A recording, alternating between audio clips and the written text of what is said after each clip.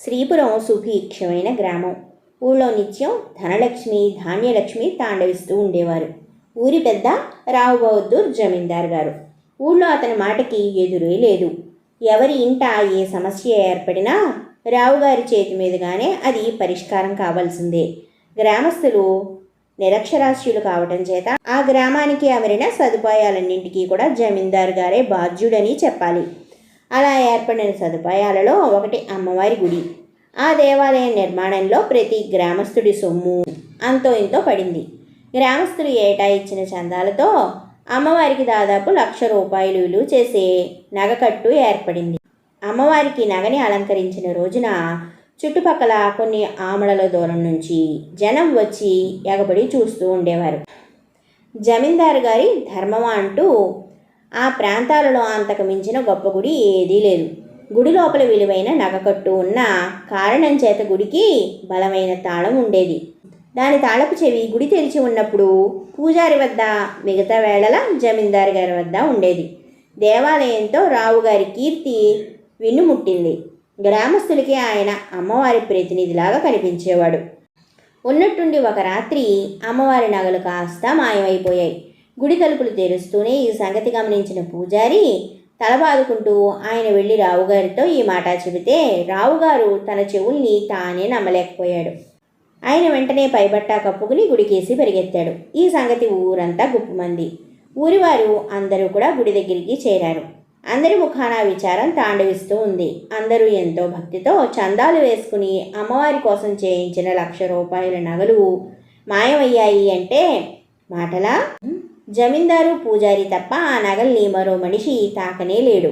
వాళ్ళు దొంగతనం చేశారు అంటే ఆ ఊళ్ళో రాళ్ళు రప్పలు కూడా నమ్మనే నమ్మవు.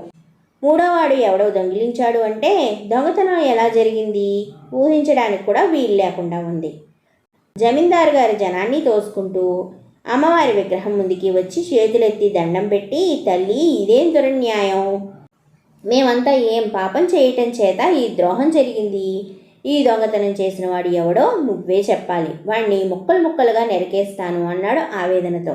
విచిత్రంగా అమ్మవారి విగ్రహం నుంచి మాటలు వినవచ్చాయి. భక్తుడా, నా మీద భక్తితో మీకు ఉన్న తెలివి కూడా పోతూ ఉంది. నా నగలు దొంగిలించిన వాడు మీలోనే ఉన్నాడు. వాడు చాకలి పేరి, కానీ వాణ్ణి మీరు ఏమీ అనకండి. వాడు అమాయకుడు. పేరిగాడి పేరు వినగానే అందరికీ అరికాలమంట నెత్తికొచ్చింది. అంతకుముందే వాడు చిన్న చిన్న దొంగతనాలు చేసి బయటపడి తన్నులు తిని ఉన్నాడు. కానీ ఇంత పెద్ద దొంగతనం చేస్తాడా, అందులోనూ అమ్మవారి సొత్తునా?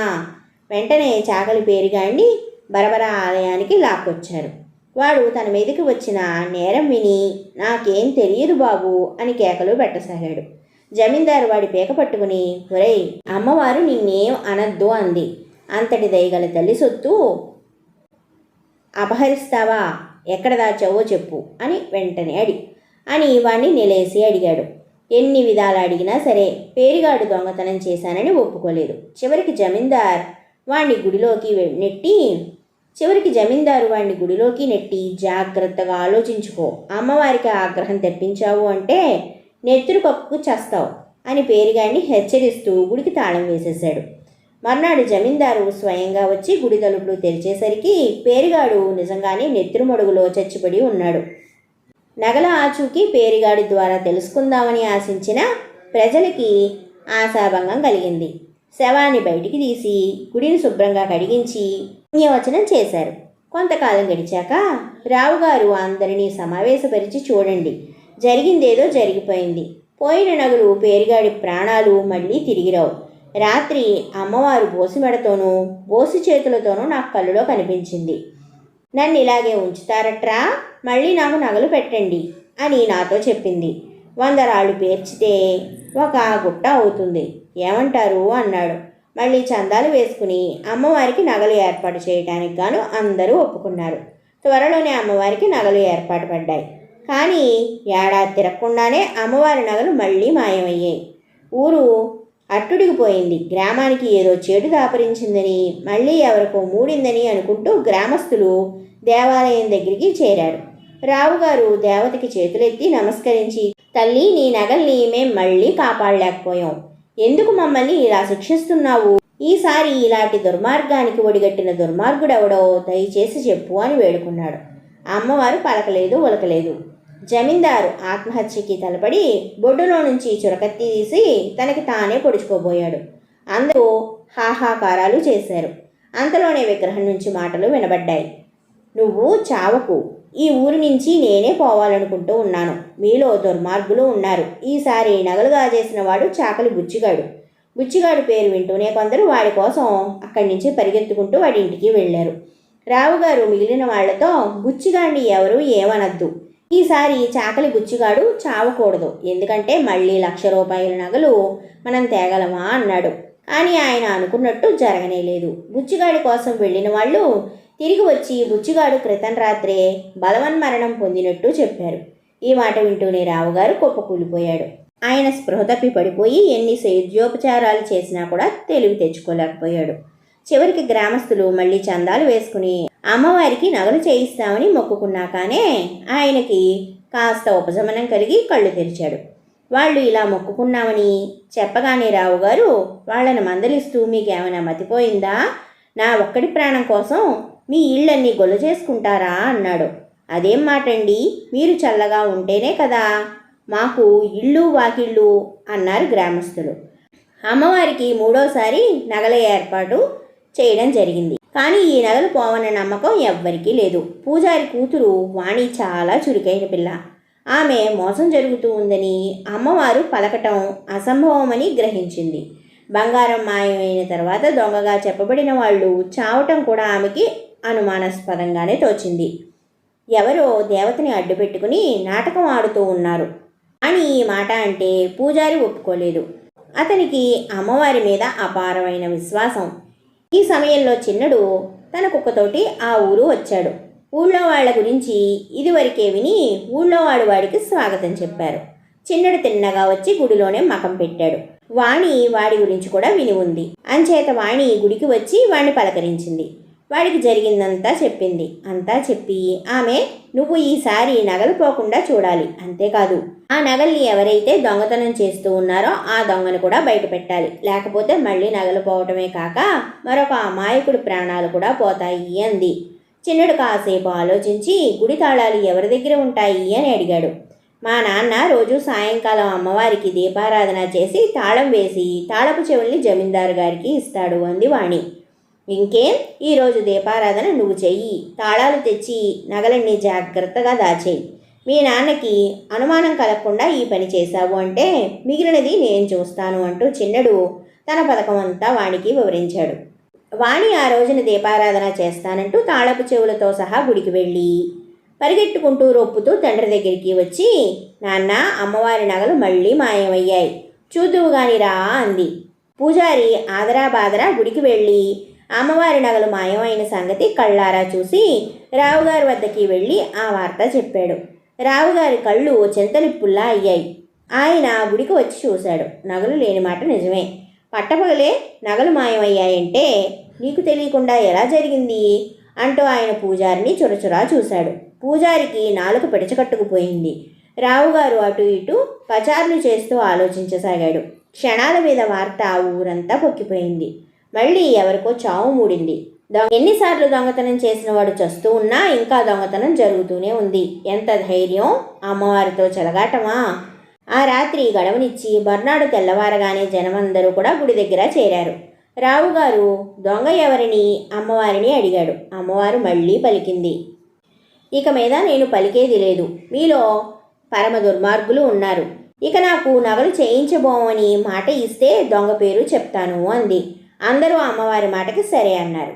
ఈసారి నా నగలు పట్టపగలే దొంగలించిన వాడు కుమ్మరి నాగులు అన్నది అమ్మవారు. వెంటనే కొందరు వెళ్ళి కుమ్మరి నాగుల్ని బరబరా ఈడ్చుకొచ్చారు.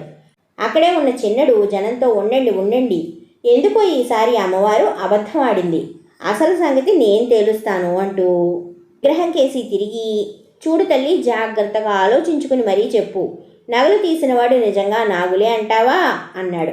విగ్రహం నుంచి కోపంగా మాటలు వినవచ్చాయి. ఎవడు వాడు? నన్నే శంకిస్తున్నాడు, ముందు వాణ్ణి శిక్షించండి అంది అమ్మవారు. మరుక్షణం జనం చిన్నడి మీదకి ఉరికారు. వాణి వాళ్ళందరినీ ఆగమని, అమ్మవారు చెప్పింది పచ్చి అబద్ధం, నగలు నా వద్దే ఉన్నాయి, వాటిని తీసినది నేను అంటూ తన చేతిలో ఉన్న మూట విప్పి అక్కడ పెట్టింది. అక్కడున్న జనమందరూ కూడా నిర్ఘాంతపోయారు. అమ్మవారు ఎందుకు ఇలా అబద్ధం చెప్పింది? వాళ్ళు ఒకరి మొహాల్ని ఒకరు చూసుకోవటం గమనించిన చిన్నడు, ఇలా అబద్ధాలు చెప్పే దేవతల్ని నేను ఎరుగుదును, ఈ అమ్మవారిని మీకు ప్రత్యక్షంగా కూడా చూపగలను అంటూ కుక్కని విగ్రహం వైపు ఉసుగొల్పాడు. కుక్క వెళ్ళి విగ్రహం వెనక ఉన్న మనిషిని యువతలికి లాక్కొచ్చింది. ఆ మనిషి రావుగారి పాలేరు పెళ్ళాం. నిజం చెప్పకపోతే చంపేస్తామని బెదిరించిన మీదట అది నగలు ప్రతిసారి కాజేస్తూ ఉన్నది జమీందారేనని, తనని విగ్రహం చాటున ఉంచి అతను చెప్పమన్న విధంగా చెప్పిస్తూ ఉన్నాడని బయట పెట్టేసింది. ఈ లోపల రావుగారు అక్కడి నుంచి జారుకున్నాడు. చిన్నడు జనాన్ని తీసుకుని రావుగారి ఇంటికి వెళ్ళేటప్పటికీ ఆయన తాను కాజేసిన అమ్మవారి నగలతో పరారీ అయ్యే ప్రయత్నంలో ఉన్నాడు. కుక్క సహాయంతో చిన్నడు నగల్ని రావుగారి నుంచి లాక్కుని ఆయనని ఊరు విడిచి పోనిచ్చాడు. తర్వాత ఊరి వాళ్ళు ఆదరాభిమానాల్ని అందుకుని చిన్నడు అక్కడి నుంచి తన కుక్కతో సహా మరో గ్రామానికి బయలుదేరాడు. ఇలా బయలుదేరిన ఈ చిన్నడు శ్రీపురం నుంచి బయలుదేరి తన కుక్కతో సహా ఒక కొండ ప్రాంతంలో ప్రయాణిస్తూ ఉండగా వాడికి ఒక వింత సంఘటన ఎదురైంది. కొందరు కొండజాతి వాళ్ళు డప్పులు వాయిస్తూ ఈలలు వేస్తూ పెద్ద గుంపుగా వాడికి ఎదురు వచ్చారు. గుంపు మధ్య ఒక దున్నపోతుల బండి మీద ఒక మనిషిని ఒక నిలువు కర్రకి కట్టేసి వాడికి పెద్ద బొట్టు పెట్టి మెడలో పూలదండలు వేసి బలి ఇవ్వడానికి గాను లాక్కుపోతూ ఉన్నారు. వాడి ముఖంలో చావు భయం స్పష్టంగా కనిపిస్తూ ఉంది. అడవి జాతి వాళ్ళ ఆచారాలు అమానుషంగా ఉంటాయని చిన్నడికి ముందే తెలుసు. చిన్నడు ఒక క్షణం ఆలోచించి గుంపు వెనకగా నడుస్తూ ఉన్న ఒక ముసలిదాన్ని పలకరించి సంగతి ఏమిటని అడిగాడు. ఆ ముసలిది ఒక పక్కగా ఉన్న తమ గూడెం చూపించి, అదే మా గూడెం, ఈ కొండ చివరన పోలేరమ్మ ఉంది. ఆ తల్లి వెలిసి 4 ఏళ్లయింది. ఏటా తనకి ఒక మనిషిని ఒక జత దున్నపోతుల్ని బలి ఇవ్వవలసిందిగా ఆమె ఆజ్ఞ అయింది మాకు. ఆ తల్లి మహిమగల తల్లి అంచేత కిందటేడు మనిషిని బలి ఇవ్వకపోయేసరికి వానలు పడక పంటలు పండక జనం చచ్చిపోయారు. మేకపోతుల్నే బలి ఇస్తామని మొక్కుకున్న జోలుగాడు మాట తప్పినందుకు గాను రక్తం కక్కుకుని చచ్చాడు. భైరవుడే స్వయంగా నరబలి ఇస్తాడు, నువ్వు కూడా చూద్దువు గాని రా అంది. చిన్నడు ఆమెతో, ఆ మనిషికి తల్లి తండ్రి ఎవరూ లేరా? వాణ్ణి నిలువున బలి ఇస్తే ఏడ్చేవాళ్ళంటూ ఎవరూ లేరా అన్నాడు. ఎందుకు లేరు? వాడి తల్లిని నేనే అంది ఆ ముసలిది. వాడికేమైంది? పోలేరమ్మ తల్లి వాణ్ణి తిన్నగా స్వర్గానికే పంపిస్తూ ఉంది అంది ఆ ముసలిది ఏమాత్రం బాధపడకుండా. చిన్నడికి నవ్వాలో ఏడవాలో అర్థం కానేలేదు. వాళ్ళు ఒట్టి మూర్ఖులు, కన్నతల్లేవాణ్ణి బలి చేయడానికి పంపుతూ ఉంది, ఎలాగైనా వాళ్ళని ఈ మార్గం నుంచి తప్పించాలి అని నిశ్చయించుకున్నాడు చిన్నడు. చిన్నడికి ఒక మెరుపు లాంటి ఆలోచన వచ్చింది. వాడు ఊరేగింపుని సాగిపోనిచ్చి గూడెంకేసి పరిగెత్తాడు. అక్కడ ఒక్క పురుగైనా లేదు. చిన్నడు తిన్నగా ఒక గుడిసెకి నిప్పు అంటించి మళ్ళీ వచ్చి గుంపులో చేరుకున్నాడు. అందరూ పోలేరమ్మని చేరవచ్చారు. పోలేరమ్మ విగ్రహం మిడిగుడ్లతో భయంకరంగా కనిపిస్తూ ఉంది. అందరూ విగ్రహం చుట్టూ ప్రదక్షిణ చేసి బండి మీద తెచ్చిన మనిషిని విగ్రహం ముందుకి తెచ్చారు. వికృత రూపంలో ఉన్న ఒక భైరవుడు కత్తి ఎత్తి పట్టుకుని కళ్ళు మూసుకుని ఏవో మంత్రాలు చదవసాగాడు. చిన్నడు తన కుక్కకి ఏదో సైగ చేశాడు. వెంటనే అది వెళ్ళి భైరవుడి మీదకి ఎగసిపడింది. వాడి మణికట్టుని మూట కరుచుకుని వాడిని చాలా బాధ పెట్టింది.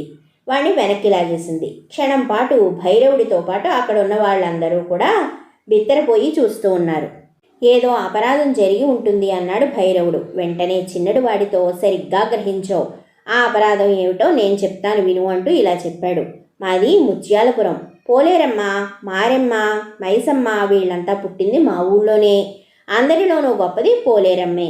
ఇంతదాకా ఆవిడకి ఏటా 101 మందిని బలి ఇస్తూ ఉండేవాళ్ళం. కానీ ఈ ఏడు బలి చేయటానికి గాను మేమందరినీ సిద్ధం చేసిన 101 మందిలోనూ ఒక బ్రాహ్మణుడు ఉన్నాడు.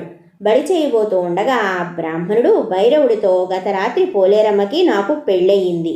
ఆవిడ ఇప్పుడు బ్రాహ్మణ స్త్రీ కాబట్టి ఆమె మాంసం ముట్టదు. ఇక మీదట మీరు ఈ బలుల్ని ఆపేయండి, లేకపోతే అనుభవిస్తారు అన్నాడు. దానికి మా కాళభైరవుడు పకపకా నవ్వి, నీకేదో చావు తెలివి పుట్టినట్టు ఉంది. పోలేరమ్మ నిన్ను పెళ్ళాడిందా? మాంసం తినటం మానేసిందా? అయితే నీ ముందే ఆమె చేత మాంసం తినిపిస్తాను చూడు అంటూ అక్కడ ఉన్న 100 మందిలోనూ ఒక మనిషిని బలి చేశాడు. రక్తం చిమ్మి భైరవుడి కంటిలో పడింది. ఆకాశంలో పెళపెళా మెరుపులు మెరిశాయి. భూమి దద్దరిల్లింది. అంతే, కాలభైరవుడు కాస్త ఇదిగో కుక్కగా మారిపోయాడు. ఆకాశం నుంచి నిప్పులు కురిసి ఊరంతా కాలిపోయింది. ఎలాగైనా కాలభైరవుడికి కుక్క రూపం పోగొట్టాలని వెంట పెట్టుకుని తీర్థయాత్రలు చేయిస్తూ ఇటుగా వచ్చాను. ఇంతలో ఇదిగో ఇది చూడవచ్చాను అన్నాడు. భైరవుడు కుక్కని చిన్నడిని మార్చి మార్చి చూశాడు. చిన్నడు వాడితో, చూడు భైరవా, బలి చేయవద్దని నేను నిన్ను నిర్బంధించటం లేదు. తనతోటి వాడేవన్న అభిమానం కొద్దీ మా భైరవుడు కుక్క రూపంలో ఉండి కూడా నిన్ను రక్షించడానికి ప్రయత్నం చేశాడు. ఎందుకంటే పోలేరమ్మ సామాన్యురాలు కాదు.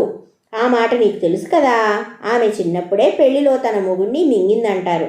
అందుకే కదా ఇప్పటిదాకా పురుషుల్నే నరబలి చేస్తూ ఉన్నారు అన్నాడు చిన్నడు. అంతలో కొందరు గూడెం కేసి తిరిగి చూసేసరికి అక్కడ పెద్దగా పొగలు రావడం కనిపించేసరికి వాళ్ళు గూడెం కేసి పరిగెత్తుకుంటూ వెళ్ళి మళ్ళీ తిరిగి వచ్చి గూడెం అంటుకుందని చెప్పారు. చాలామంది గూడెం కేసి పరిగెత్తారు. చిన్నడు చెప్పిన దానికి జరిగిన దానికి సరిగ్గా సరిపోయింది. అందరికీ చిన్నడి మాటలో గురి కుదిరింది.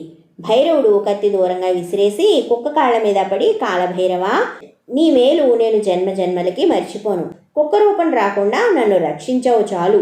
ఇక ఆ తల్లికి కొబ్బరికాయలు గుమ్మడికాయలు మాత్రమే బలి ఇస్తాను. నేను కూడా మాంసం ముట్టనంటే ముట్టను అంటూ ప్రమాణం చేశాడు. తర్వాత చిన్నడితో సహా అందరూ కూడా గూడెం చేరుకున్నారు.